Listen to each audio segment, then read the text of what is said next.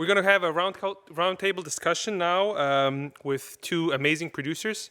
It's going to be hosted by Ana Roš, and I'm inviting to the table Ms. Irena Orešnik from Cheesemaker from Sirarstvo Orešnik, and Mitja Zupan from the Zupan Fish Farm.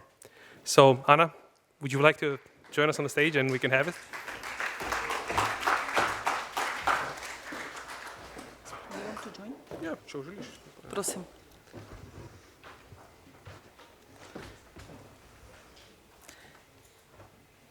But Dennis, you should also be a part of the...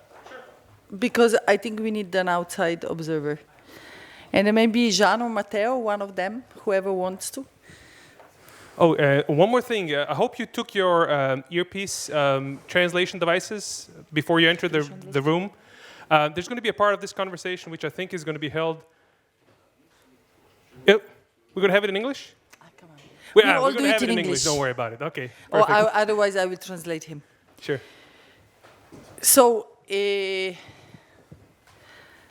let's see. There is Jean, Matteo. Maybe you grab a seat, another seat. So yeah. I'll go sit over here on the please, end. Please, No, I'll find a seat. Don't worry about it. However. Yeah, I'll pick up a chair. Okay. While they are sitting down, I will quickly explain you what is all this about. Okay. You know, we are in a COVID situation with yesterday a lot of rules changing, and that's why there is also a lot of ministers missing.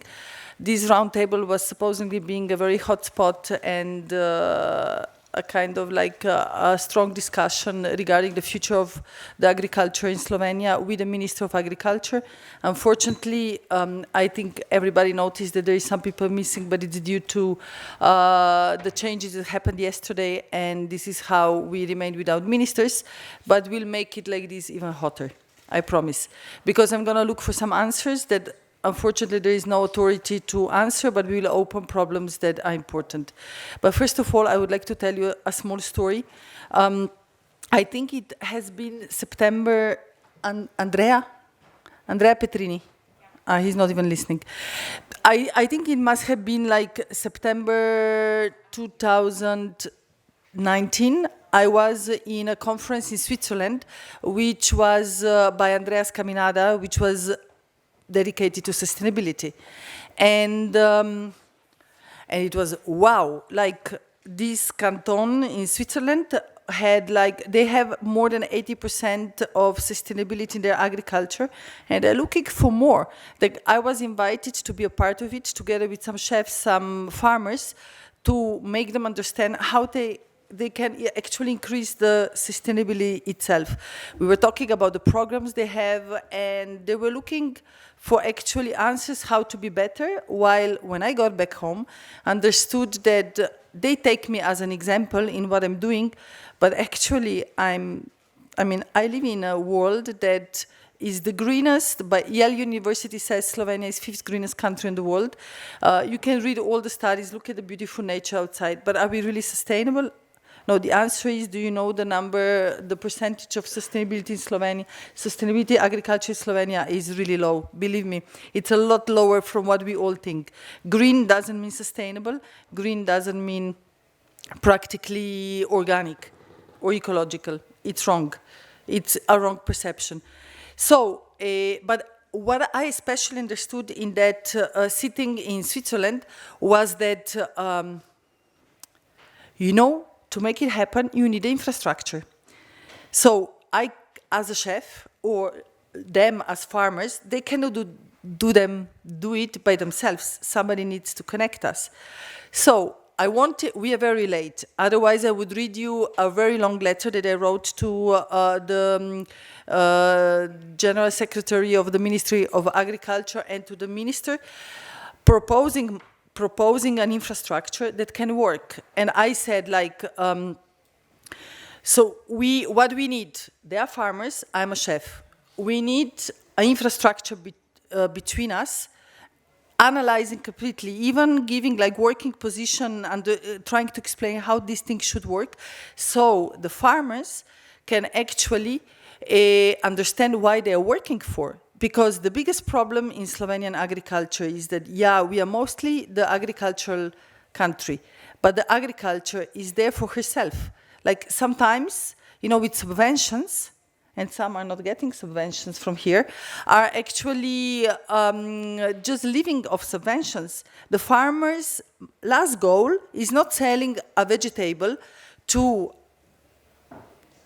the household, to the supermarket chain, to me as a restaurant, but they just live out of subventions, which is not wrong. And once I said, I think farmers shouldn't be fed by subventions, but by the idea how they can work. That is why we need the infrastructure, because somebody needs to connect me, them, and the housekeeper. So the program was beautiful, and whoever wants to see it, I can share it because it has been read, they loved it, but we went again to tenders. Then the lockdown happened. And what happened? You know what the lockdown proved?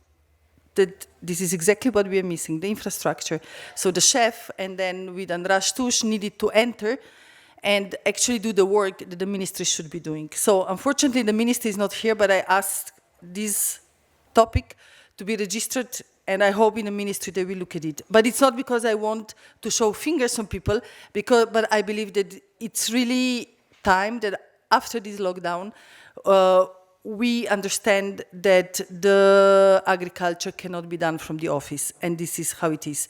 We need to build up the infrastructure that is going to give a reason to young people why to work the land, why to continue working the land in a traditional way if you want, or how Jean said, changing the variety of plants, but understanding why you have to plant. But if you're changing the variety of plants, why are you going to, or who are you going to sell the plants? Where are you going to grow the plants? Why? To throw them on the garbage, or not to, or to sell them under price? Do you know that in Switzerland, there is a farm close to Andreas Caminada that is working just with potatoes. They have 50 different varieties of potatoes, and there is one variety that costs 10 euros per kilo. Why this couldn't be our goal? In this beautiful land that is stated as the 5th greenest country in the world, which could be completely sustainable, organic and biodynamic. Now, before dropping the ball to them, because I won't speak so much anymore, this conference looks all about me, but honestly it hasn't been thought about that, I just would like to say to you something that it touched me a lot, it made me cry, it made me think, but Jean this summer sent me a letter. I really think Hiša Franko is one of the most sustainable restaurants in the world. We miss a lot of points still, but we are really working hard on being as micro-regional and as possible. But we are still learning the lesson. So this summer, Jean wrote me a letter, probably you know about it, you've read it. I thought she went over, but then I thought about it and I was really grateful. She said, but if you think you're sustainable, she really gave me shit. She was like, if you think you're sustainable, why are you 50% you? 50-50. Okay, 50-50. No, so I wrote it, but he forced me to wrote it. No, but then I thought she has hormonal crisis because she just had a baby. But she honestly gave me shit in a way, like, why the fuck are we growing the vegetables that you're not buying? But I was like, but Jan, I can't be so quick as you are. Like, the restaurant is, especially on the level of Hiša Franko, it needs time to adapt. And she was like, but I don't give a shit. My vegetables are growing. Why do you still have cauliflower on the menu that is actually not growing in this moment? And we are throwing away some things. And I was thinking so Leo, my head chef, was like, oh, she went over. But then I said, but look and reflect. And then I made the whole team reflect. And I was like, as Shivan said, when we come, you are all in a bad mood and you are all stressed and you overwork. And I was like, it's a level of this level of gastronomy today. Can we adapt to the everyday need of a farmer? No, we don't. We don't, because I'm still not in a system where I could be, and I'm really trying hard to be, and I really don't want to lose these two people. But it is precisely as it is. So here it is. We have a farmer from, we have an outsider who is going to actually say to us, maybe observe us and then guide us because he's a customer. I eat what these guys make, right? Precisely. Then we have a fish farmer, a trout farmer, that I fell in love with him because, honestly, this is a huge story. But if I go, quickly I'll explain you. So Hiša Franko has been working with if this goes viral, somebody will kill me, but it's true, and it's nothing about the truth. So we live in the land of the most beautiful waters in the world. What defines a good trout? It's the quality of the water, it's the oxygen, and it's also the temperature of the water. But it is also the way you treat the trout when it's farmed. So during the lockdown, a lot of fishermen actually, and also the Fishing Association of Tolmin, adapted to the market because they needed to make a trout be as liked as possible by people. So they transformed the trout to a salmon. And so when I got a trout, and we have a pools with fresh water behind the house, and then I was getting this trout which was orange as, my God, red as his shirt. I was like, what is this? And he was like, a trout. And I was like, this is not a trout. And I was like, what are you doing? And they were like, yeah, people like eating salmon, so we are feeding the trout with chlorophyll, yeah, whatever it is. So I said, Jesus, trout out. Can you imagine in Hiša Franko, trout out of the menu?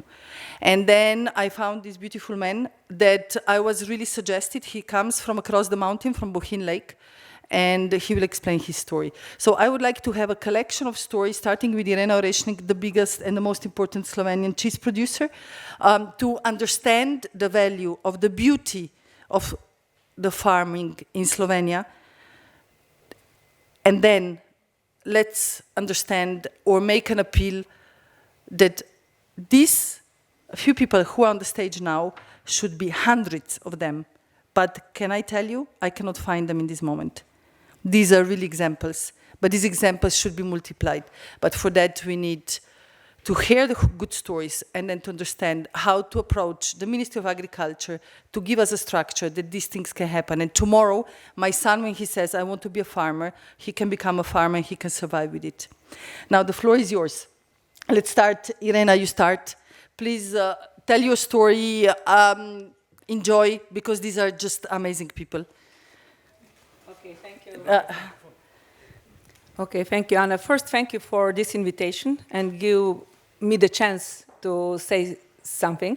You can be super critical, we love it. You can give shit or give praise. Yeah, basically I'm known by being super critical, but I will try to soften some of because sometimes with too strong critic you also don't come too far.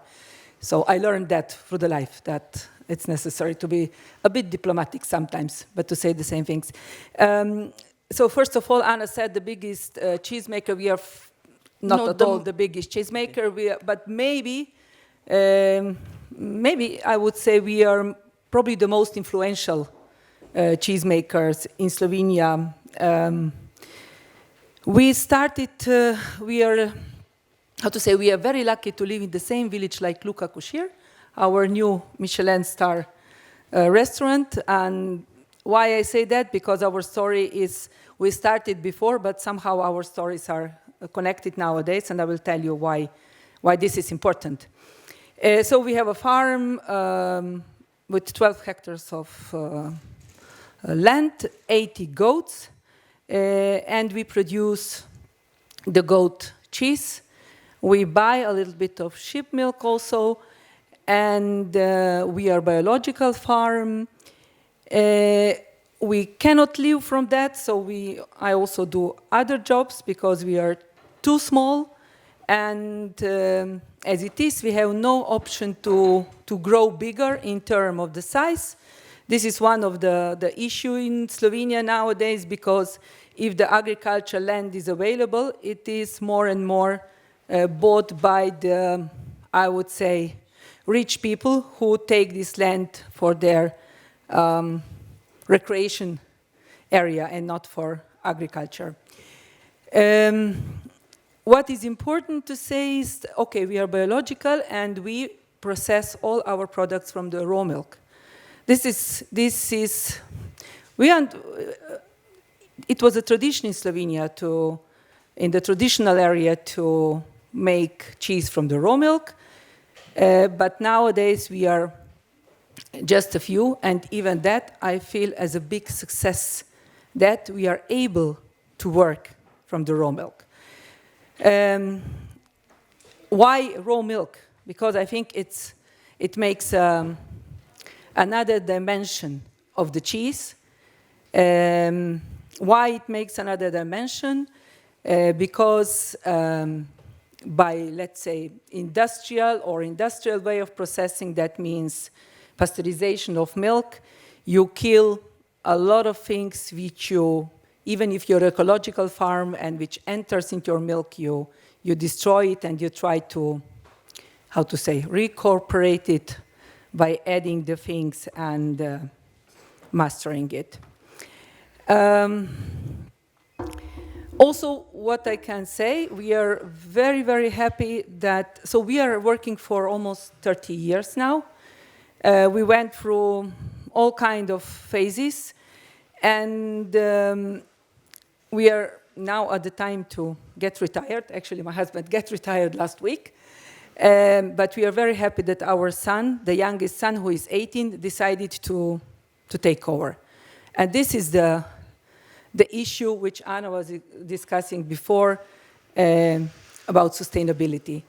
And I have to tell you that many times when I remember that, I feel sorry for my son, because I see how the life of the farmers is nowadays.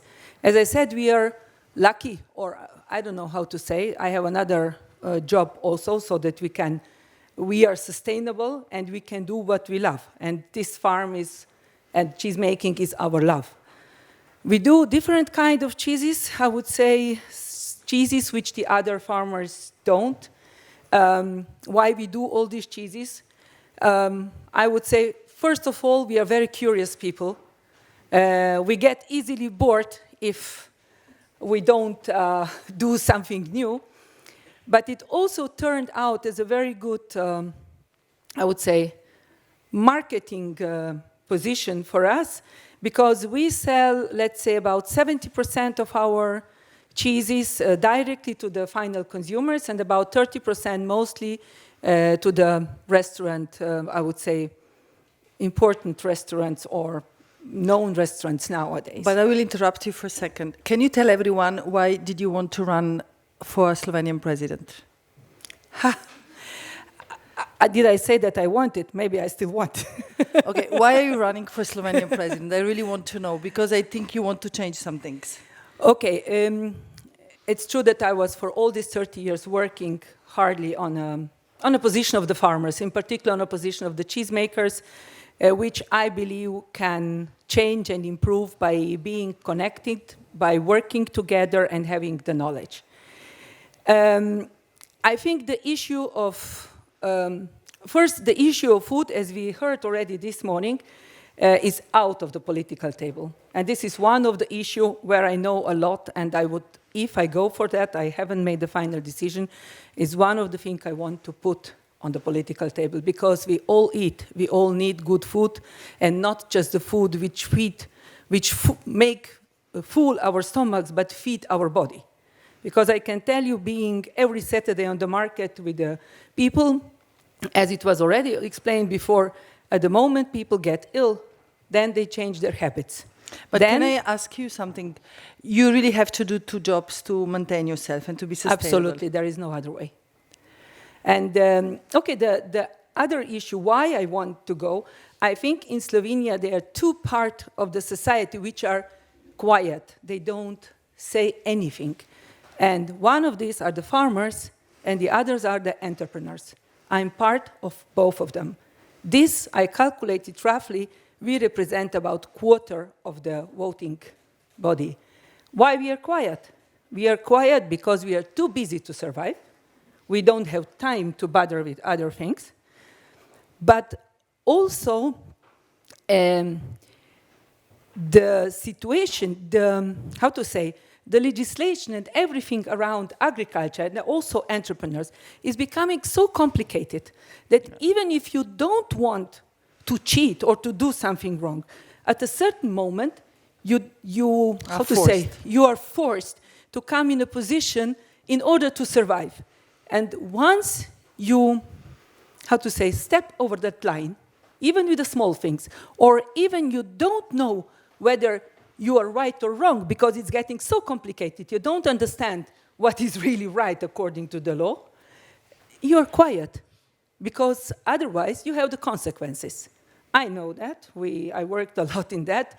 There is no problem to send you inspector and another inspector and another inspector. But an inspector and none always of us- finds something, yeah. And none of us is a saint, so always will find something. So there's plenty of things which I think should be changed in this country, in this beautiful country, which I really love. And I think it has a big, big potential with creative and hardworking people, but we need some changes. And I want that we start to work together to define what are our objectives and to work together to go for that objectives. This is what I want. Thank you. I will get back to you because I have an important question for you later. Mr. Zupan, what defines a good trout? Kaj definira dobro postaru? Can you try to speak in English? Otherwise... Yes, I will try to speak in English. My English is not so good as yours, but anyway, I will try to do it. I'm Mitja Zupan. I come from fish farm Zupan in the Bochen Valley. This is a small fish farm. We produce about 10 to 15 tons of trout every year. 4 different kinds of trouts, rainbow trout, brook char, Danubian salmon, and lake trout. As I said, all in small measures. Fish farming is a very specific way of farming in Slovenia because we have in all the Slovenia region, we have more than 300 farms, but we all produce only maybe a bit more than 1,000 tons. That's like an ordinary fish farm in Denmark or in Norway. So, we still have to import 1,000 tons of trouts to Slovenia. So that's it was my question for the minister, but unfortunately he's not here.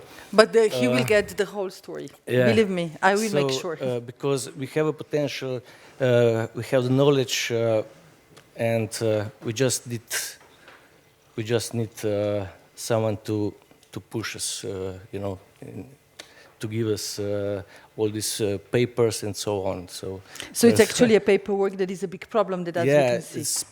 especially in fish farming. Nowadays the biggest problem is get this The concession for the water. Concession for the water, Yeah. That's the biggest problem. But my question for you is, isn't it so that especially the trout, so a sweetwater fish, for having the best quality of the meat, it needs clean, oxygenized and cold waters? Mm-hmm. Yeah. 30% of quality in Slovenian fish farming is already guaranteed because we all have, in Slovenia, we have clear and fresh water full of oxygen. There's no problem about it. But the other steps are feeding, treating with them, and so on. That they are in good condition. But I'm trying to bring you to the answer that we are still importing so much trouts when Slovenia has the best waters on the world to have enough fish for everyone. Yes, but so there is a potential. There is, but we don't have a capacity.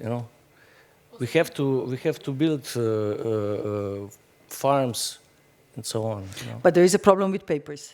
Yeah, the biggest problem is with papers. Okay. Now, at this moment. Can I ask you, how do you work with your trouts? Because that is a big love. I know that with the fish you need to really respect them and work them with a lot of love and care.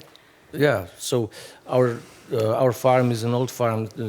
My dad started in 1960, so I was growing with trouts. So that's, for me, it's not work, but it's a daily routine.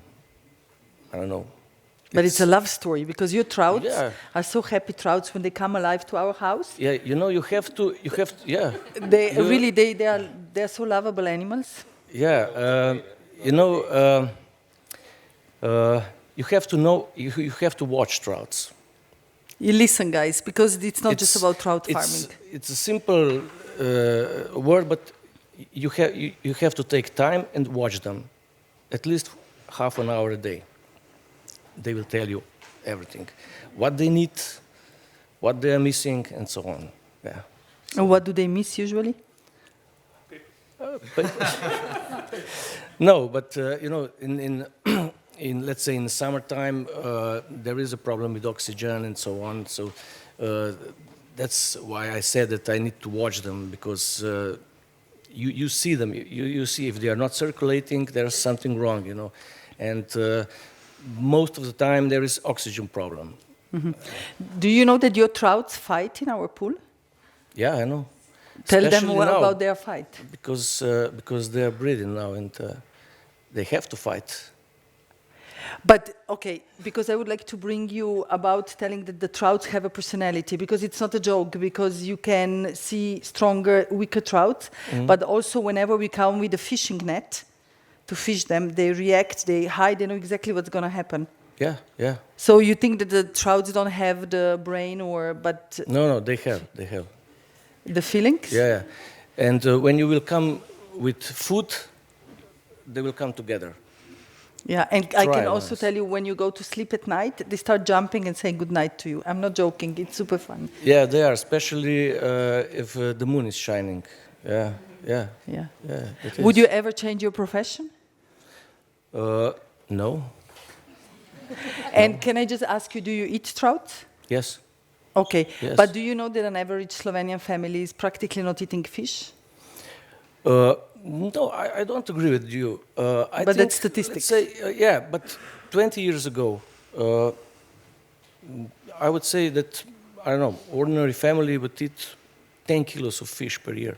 But now this percentage is going up and is growing. So, Unfortunately, the problem is that fish isn't trout. That's the problem. Can I have a stupid question? Again, I used to be a journalist by profession, so this is still like mind blown. So you're telling me that I live in Slovenia, where like I got water everywhere. Yes. When I go to a store, it's a 50% chance that I'm going to get trout imported from wherever, like 50-50. yeah, it's more than 50. Trout, Yes. not like some wild like salmon, like Yes, trout. yes. Literally, we only have 50. Yes, especially a few years ago, there's a lot of trout imported from Turkey, and the price is it's unbelievable. Their selling price is the same like my price of growing them. Greece as It's- well, eh? it's- Like Turkey and Greece. Can I ask you one other question? When you were saying before, but you are saying that the capacity, let's put it this way, the potential is to be self-sustained with trout if somebody puts their head to it, and we start working on the paperwork and get it done. Yeah. Why not? I don't know. I'm only a fish farmer. But here's the thing, but you're saying that you guys, the fish farmers, you would be able to do it. The Minister of Agriculture is missing Yeah, today. but it's a question for ministry, and as well as she said, I think it's in all this farming industry, small farming industry, the same problem. But we will go worse. Now, Jean, tell me, how many times this year did you have a film crew filming, also from the Slovenian government, like Ministry of Development, Economic Development? How many times have been filming your way of farming with you? More or less. 50? No, 15. 45. No, how many times there is some people that came to film? Maybe like, 12, 15, or journalists and... Okay, Yeah, good. Yeah. How do people feel with you usually? When the journalists come, when people from the government come and see your work, what do they say? They say that there is no other, also like Slovenian people that like has been everywhere in Slovenia, they say that there is not a lot of other reality like that. Actually, that there's no other but reality like that. amazing. Yeah. Can you tell me, do you have papers for farming? We actually have SP. Matteo opened SP. I couldn't, because I'm from Canada. I'm not even from European Union, so I had no paper to live in Slovenia. So at the beginning, when we came, Matteo has to open the SP. So we are actually freelancer. And so because we cannot have the permanent residence in Slovenia, because we are not Slovenian, and we need to be here for some years before like getting the permanent residence, and so we cannot be farmer.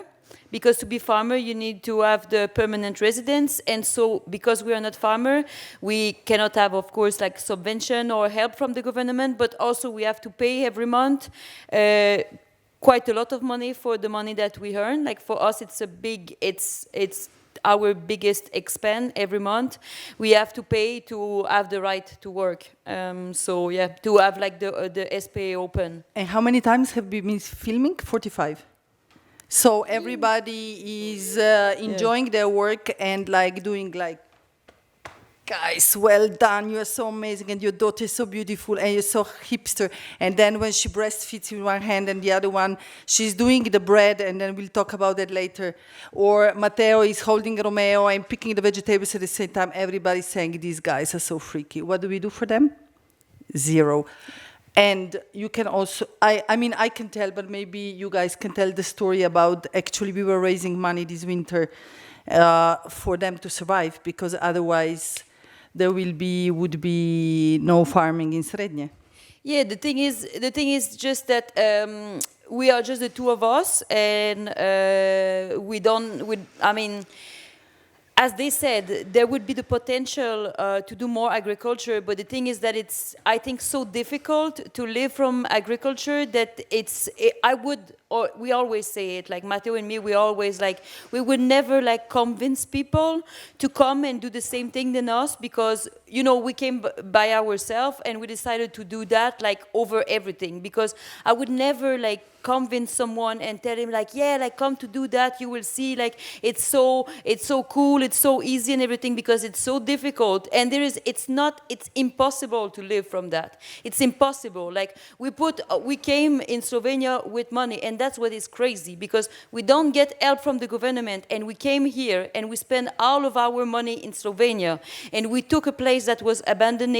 We built up like again the house with the money that Matteo earned in London before, and that I saved from like planting trees in Canada like years before that I still have, and now we don't have anything anymore. We spend everything here, and when we go in the office and we tell our story, they see us as people that come here and almost like our thief, like keep the job, like take the job of other people, you know. So that is crazy. Like there is so many abandoned places, there is so many potential in Slovenia, and there's nobody. But why there's nobody? Maybe not because the people, they are afraid to work. It's just like even if you work days and night, you won't be able to live from that. So for us, I mean, we would need help also from people that come, but we cannot pay anybody. We cannot even pay ourselves, and we cannot convince people to come. We need to have like we cannot live from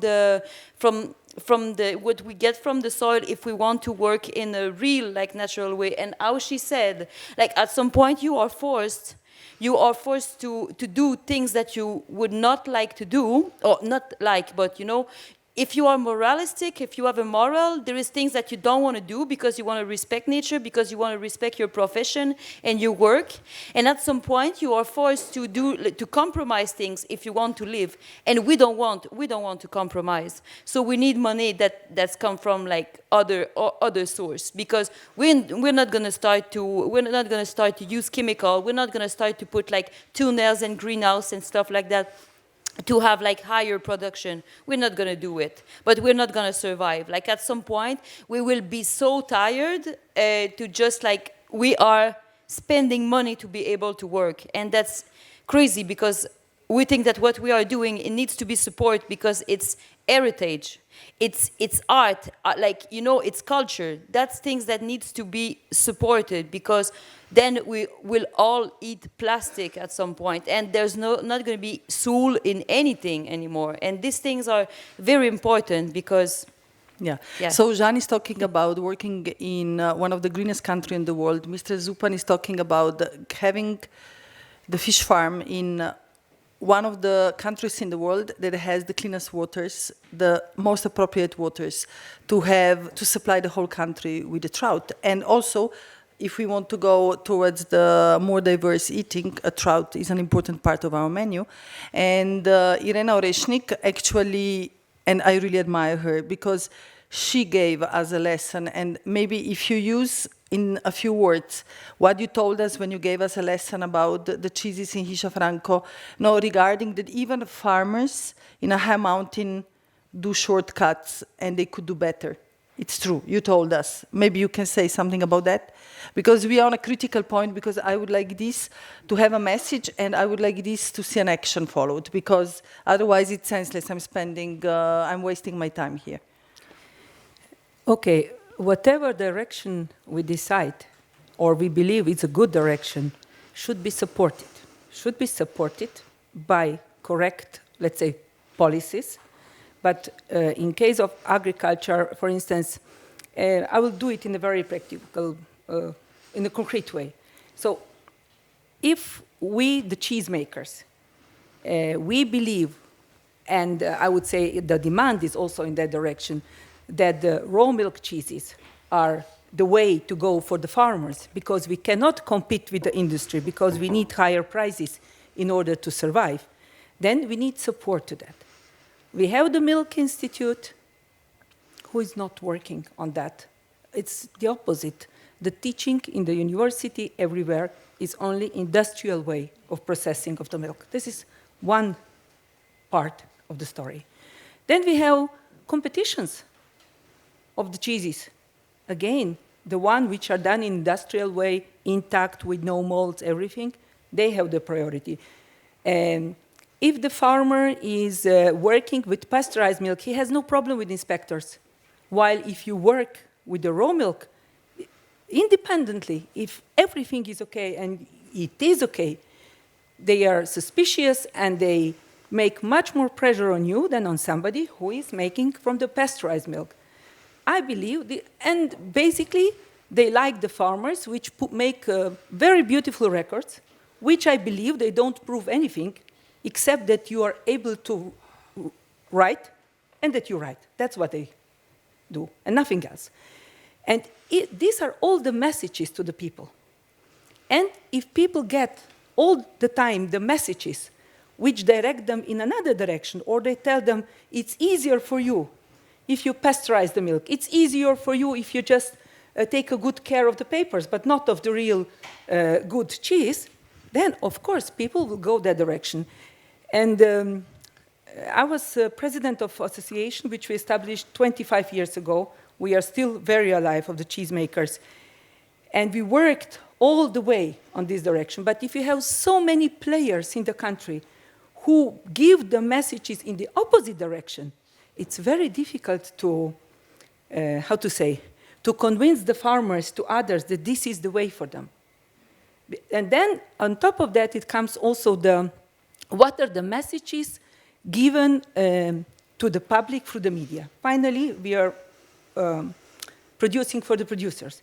If there is nothing in the media, the difference between raw milk products, biological products, the other, when I would say in the recent years, here everything is, maybe it could be, we were talking about greenwashing, but here is a kind of another washing that we are mixing everything. So local, fine, but then it's local, homemade.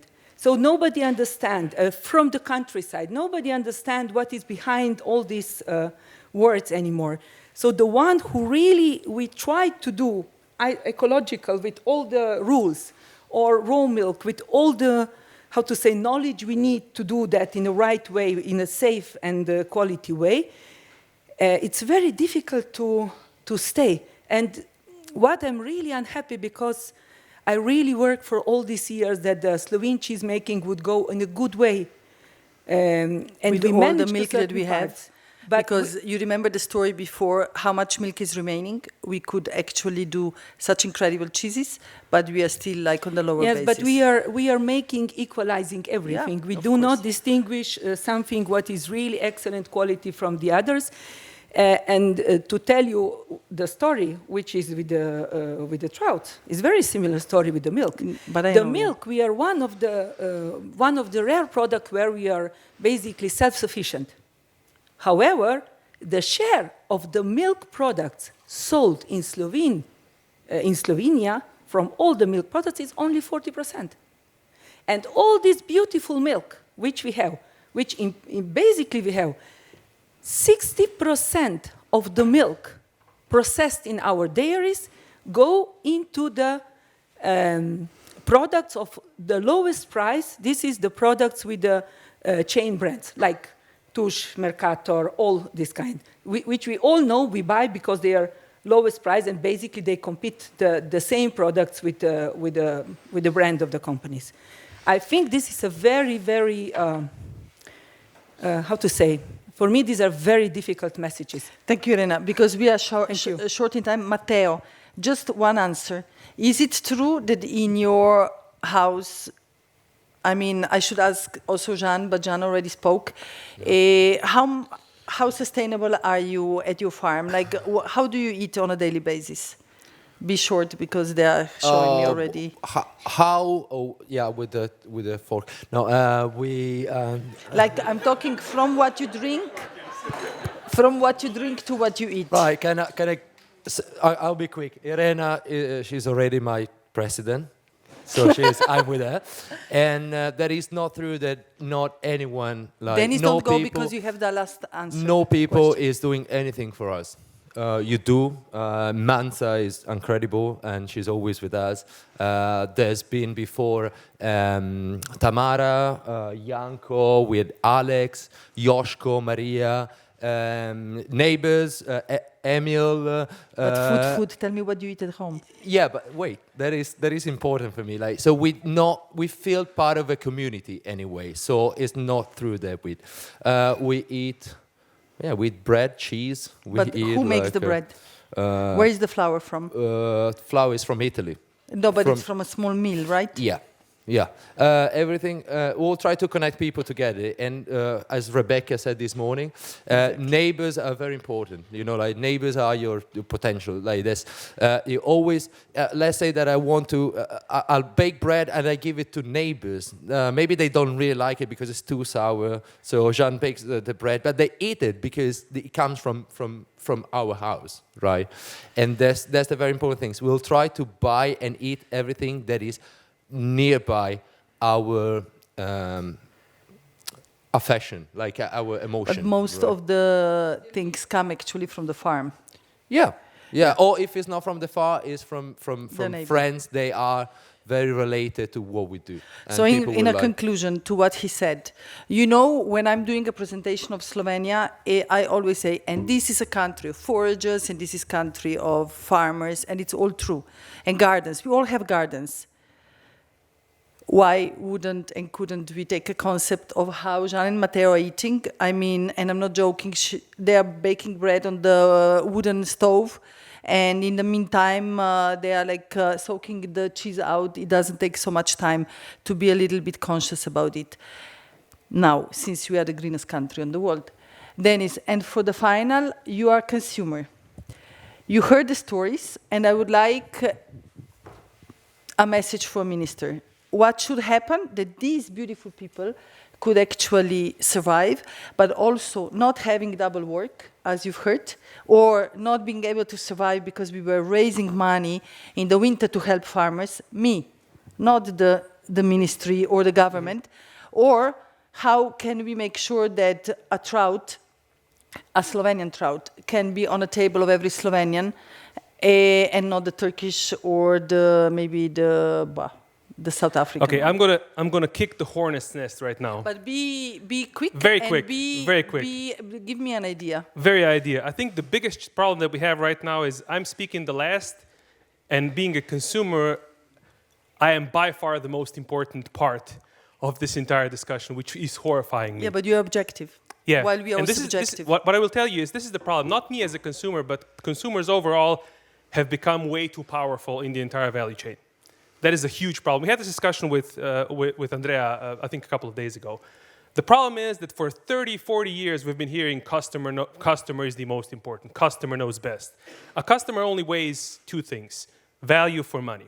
That's all he cares about. And that means one thing is like he's going to always try to pay the lowest amount of money. And as a society, we've gone the way of adjusting all the other stakeholders in the entire chain.